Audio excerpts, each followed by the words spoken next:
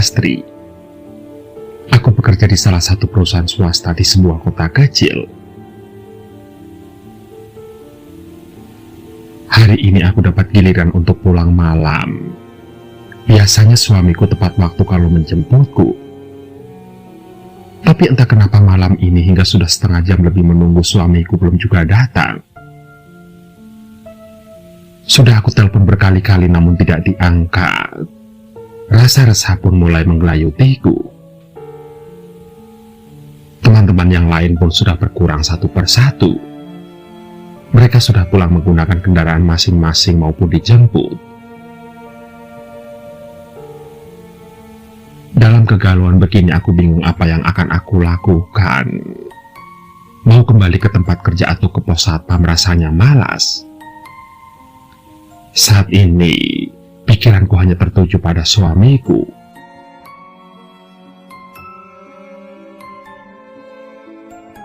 Iseng, lantas aku melangkahkan kaki, siapa tahu nanti bertemu dengan suamiku di jalan. Meskipun sebenarnya hatiku ciu juga karena tidak ada lalu lalang penghuni jalan. Sementara para penjemput dan pengantar karyawan pun sudah tidak tampak lagi. Pedagang keliling juga tidak terlihat, sama seperti suamiku yang belum terlihat sampai sekarang. Sontak rasa khawatirku bertambah besar. Ada apakah gerangan? Dan yang lebih mengherankan kenapa aku telepon tersambung tapi tidak diangkat. Hingga baterai ponselku pun lemah. Hingga akhirnya mati sama sekali karena selalu aku biarkan menyala dari tadi.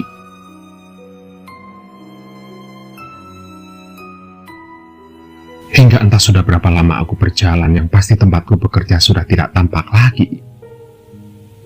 Kesunyian semakin mencekam. Terlihat langit tampak menghitam yang menandakan akan segera turun hujan. Sementara desir angin malam kadang membuat bulu kuduku berdiri. Sepi. Suara jangkrik pun tidak terdengar. Juga binatang kodok yang biasanya riuh jika hari akan turun hujan pun tidak terdengar satupun yang berbunyi. Seram, takut. Itulah yang kurasakan malam ini sementara doa dan surat pendek Al-Quran yang kuhafal sudah kubaca.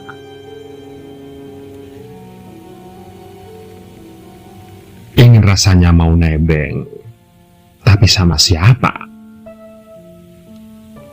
Karena waktu itu tidak ada satupun orang yang lewat. Sedari tadi, aku memang memperhatikan tidak ada yang melalui jalanan ini.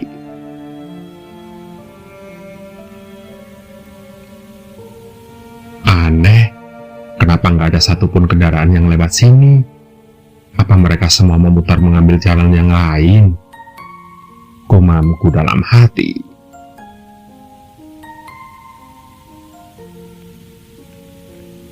Hingga tiba-tiba sebuah motor besar yang sedang melaju mendadak berhenti tepat di sampingku. Terlihat stiker bertuliskan jantan pada bodi motor terlihat dengan jelas. Lantas, pengemudi motor segera membuka kaca helmnya dan tersenyum ke arahku.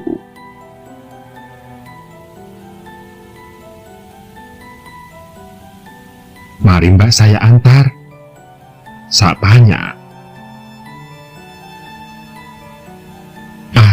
"Gak usah mas, terima kasih," jawabku spontan.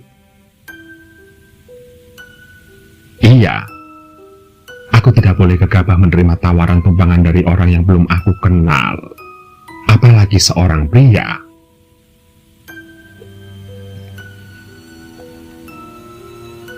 "Lagi nungguin suaminya kan?" tanya orang itu kemudian. "Itu tahu," jawabku acuh. "Ayolah mbak, saya nggak niat jahat kok. Saya tahu suami mbak ada di mana." Kembali, ia berucap dengan mimik yang serius. "Beneran?" tanyaku. "Iya, suami mbak namanya Adi kan? Orangnya berjanggut dan punya tai lala di jidat," ucapnya lagi. Dan ternyata ia memang benar. Loh, kok Mas tahu? Tanya aku penasaran. Tahu dong, tadi saya habis ketemu dengannya di tempat kecelakaan. Orangnya baik ya? Oh iya, perkenalkan nama saya Irfan. Ucapnya sembari mengulurkan tangan. Dingin bagai es. Kaku. Itulah yang kurasakan saat menjabat tangan Irfan. Bahkan aku sempat merinding karena dulu pernah menyentuh tangan temanku yang sudah meninggal. Tangannya juga sama dinginnya seperti tangan Irfan ini.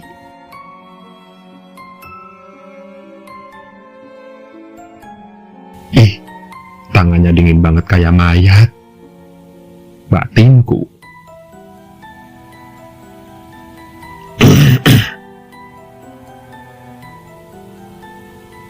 Ku dengar Irfan mendehem. Aku masih saja tidak seberapa meladeninya. Siapa tahu orang ini hanya kebetulan saja menyebutkan ciri-ciri suamiku dengan benar. Atau mungkin ia adalah salah satu teman di media sosial yang secara kebetulan pernah melihat foto profil suamiku yang ada aku di sampingnya.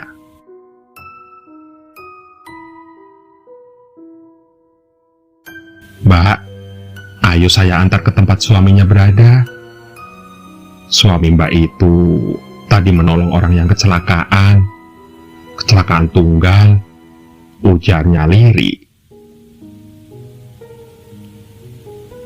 Apa Mas? Tapi bukan suami saya kan yang kecelakaan? Kecelakaannya di mana? Tanya aku kaget. Bukan suami Mbak yang kecelakaan. Kecelakaannya di tikungan tajam itu loh, yang ada gardu rusaknya. Jawabnya. Oh, jawabku lega.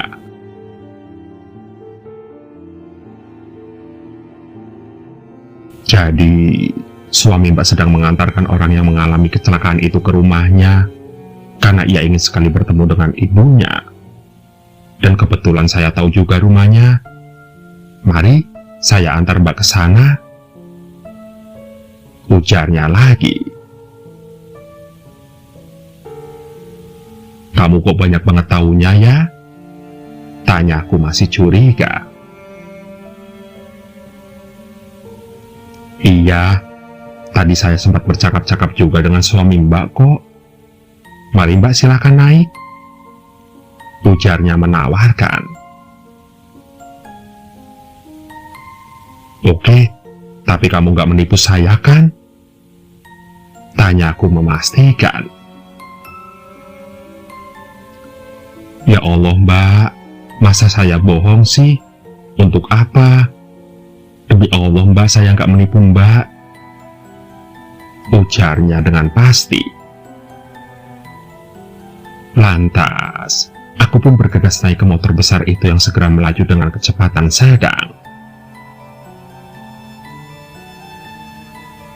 Wangi banget, pakai parfum merek apa nih si Irfan? Tanyaku dalam hati.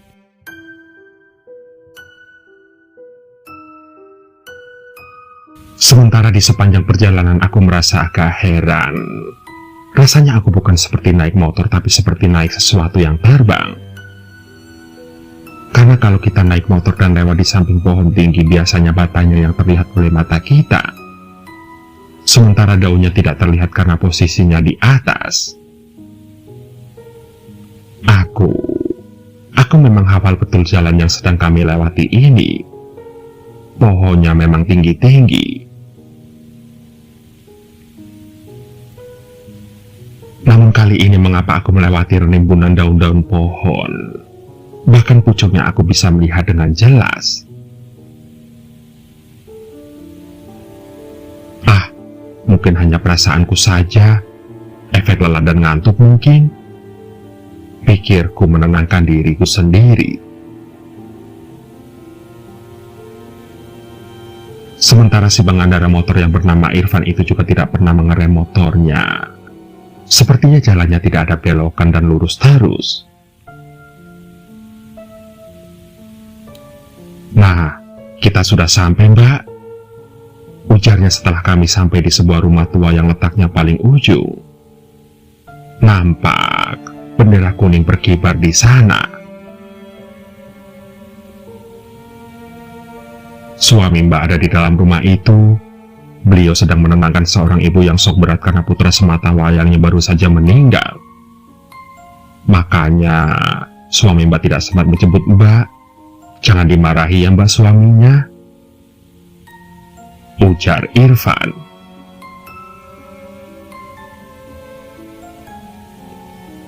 "Iya deh. Ngomong-ngomong, kamu nggak mau ikut masuk dulu?" tanyaku sembari memandang ke arah rumah itu. "Terima kasih banyak ya, Van," sambungku sembari menoleh ke arahnya. "Van, Irfan?" ucapku tersentak kaget karena dia sudah tidak ada lagi. Motornya juga sudah tidak ada. Yang ada hanya bau harum yang sedari tadi terus menusuk hidungku. Aneh, kapan perginya dia? Gumamku dalam hati. Perasaan tidak enak pun segera muncul. Dengan cepat aku melangkahkan kakiku ke rumah itu. Terlihat beberapa orang di sana menatapku dengan pandangan heran. Bahkan di antara mereka sempat ku dengar bisikannya. "Siapa sih dia? Kapan datangnya? Kok tiba-tiba udah di sini saja?" bisik mereka, namun tidak kuhiraukan.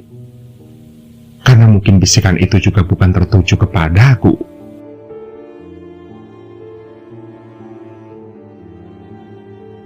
Singkat cerita, setelah sampai di rumah tersebut, nampak beberapa orang polisi dan seseorang berpakaian dokter juga terlihat di sana. Dan tidak lama berselang mataku membentur songgok barang rongsokan yang tergeletak begitu saja di pinggir halaman rumah itu. Nampak motor itu dekat dengan mobil merah yang sangat kukenal. Iya, itu adalah mobil Mas Adi, suamiku. Oh, berarti Irfan benar. Mas Adi memang ada di sini, gumamku. Namun sepertinya barang rongsokan itu adalah sebuah motor, persis seperti motor Irfan yang memboncengku tadi. Bahkan tulisannya pun terlihat sama, jantan. Sejenak aku tertegun meneliti lebih jauh motor itu. Memang sama persis dengan motor Irfan. Hanya saja sekarang bentuknya penyok-penyok seperti habis kecelakaan.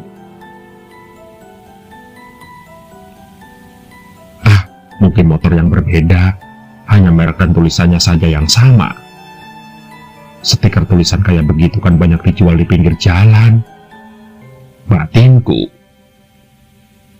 Hingga tidak lama kemudian aku mendengar suara rintihan dan tangisan seorang ibu.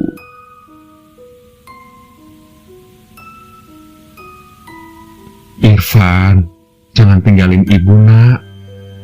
Irfan, kamu bener gak ninggalin ibu kan? Irfan," ucap ibu tersebut dengan suara yang pilu. Terdengar suara tangisan menyayat hati yang membuat siapa saja akan ikut sedih ketika mendengarnya. Aku segera melewati kerumunan orang yang tidak seberapa itu dengan sesekali menyapa mereka dengan anggukan dan senyuman. Aku segera menuju ke dalam di mana terdapat seseorang yang terbujur kaku. "Mas Adi," panggilku segera setelah mataku menangkap sosok pria yang sedang dirangkul oleh seorang wanita parubaya. Nampak beberapa orang juga berusaha menenangkan sang ibu. Lantas aku segera mendekati suamiku lalu duduk di sampingnya. "Lastri, kamu udah pulang kerja? Kok kamu bisa di sini?" Maaf ya, aku tidak menjemputmu dan tidak mengabari juga. Ponselku entah di mana. Mungkin tertinggal di dalam mobil, aku tidak sempat mencarinya. Ucap Mas Adi guyu. Iya Mas, gak apa-apa kok. Tadi aku diantar seseorang ke sini. Ujarku.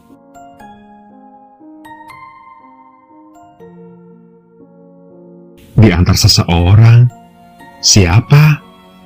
Kamu kenal? Tanya Mas Adi. Itu loh masih Irfan. Katanya malah Mas Adi yang udah kenal sama dia. Dia bilang kalian sempat bertemu tadi di tempat kecelakaan. Dan kalian sempat bercakap-cakap juga. Aku menjelaskan. Apa? Irfan? Maksudmu Irfan yang mana? Yang ini? Hanya dia yang bernama Irfan yang bertemu denganku hari ini. Ucap Mas Adi heran. Ia menatapku dengan seksama. Tapi dia sudah meninggal. Sambungnya. Apa Mas? Ucapku setengah terpekik. Aku terperanjat sangat kaget. Dan dengan beringsut aku membuka kain penutup wajah dari tubuh yang terbujur kaku itu. Sontak, aku pun beristighfar dan beringsut mundur dengan menekan dada karena mendadak degup jantungku jadi tidak beraturan. Aku masih tidak percaya. Benarkah yang aku lihat saat ini? Tapi dia memang Irfan yang tadi. Namun bagaimana dia bisa menjemput dan mengantarku ke sini jika dia sudah meninggal? Ucapku pelan. Hei, yang meninggal siapa? Siapa yang meninggal? Teriak si ibu yang pastinya itu adalah ibunya si Irfan. Kamu? Siapa kamu? Jangan coba-coba bilang kalau anakku Irfan sudah meninggal. Anakku belum meninggal. Ini Irfan anakku. Yang meninggal itu bukan Irfan anakku, tapi orang lain. Irfan anakku yang ini. Irfan anakku masih hidup. Irfan.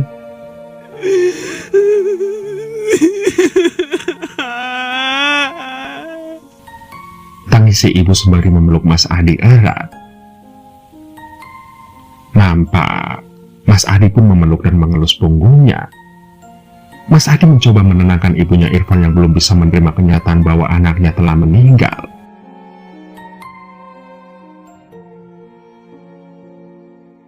Tutup wajahnya. Aku tidak mau melihat wajahnya karena dia bukan Irfan. Irfan anakku masih hidup.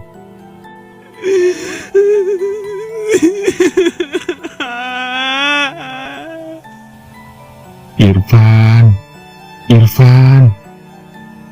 Tangis sang ibu semakin menjadi. Ia kemudian melepaskan pelukan Mas Adi dan berganti memeluk mayat Irfan. Jeritan pilu menambah terenyuh semua orang. Seiring dengan suara petir dan hujan yang turun dengan tiba-tiba. Langit, dia seakan ikut menangis. Sementara aku masih dengan rasa yang tidak karuan. Seluruh persediaanku rasanya lemas. Sungguh aku tidak menyangka akan mengalami hal seperti ini.